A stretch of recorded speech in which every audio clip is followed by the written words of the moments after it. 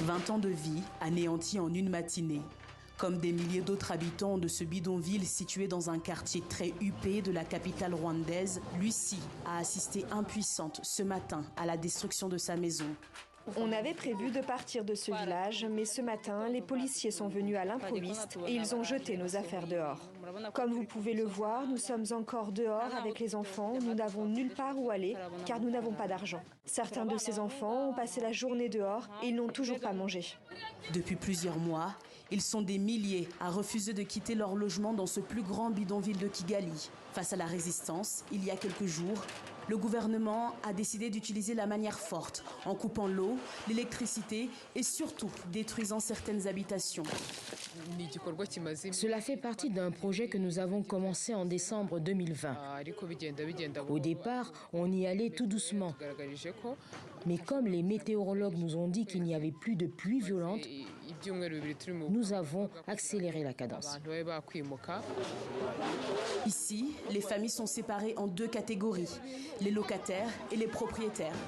La première catégorie devrait avoir accès à l'équivalent d'un mois de loyer.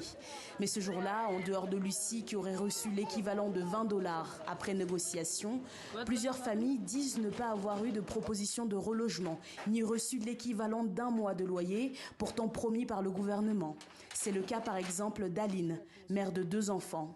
Je n'ai nulle part où aller maintenant. Mais vous avez un lieu où dormir pour ce soir? Non, je n'ai toujours pas trouvé. À 30 minutes de là, dans la banlieue proche de Kigali, les familles propriétaires qui l'acceptent sont relogées gratuitement dans ce complexe immobilier flambant neuf construit par l'entreprise privée Century Real Estate. Un complexe qui s'étend sur plusieurs hectares et compterait 1260 appartements. Ici, c'est la cuisine. C'est aussi là où je repasse les vêtements. Et là, c'est la chambre des enfants. Et par ici, c'est la mienne. Cela fait maintenant plusieurs mois que Josiane vit dans cet appartement de 2 chambres avec ses 5 enfants. Ayant quitté une maison plus grande en présence d'un leader de la communauté, elle nous explique pourtant être satisfaite. Tous les Rwandais doivent travailler dur et ne pas être paresseux.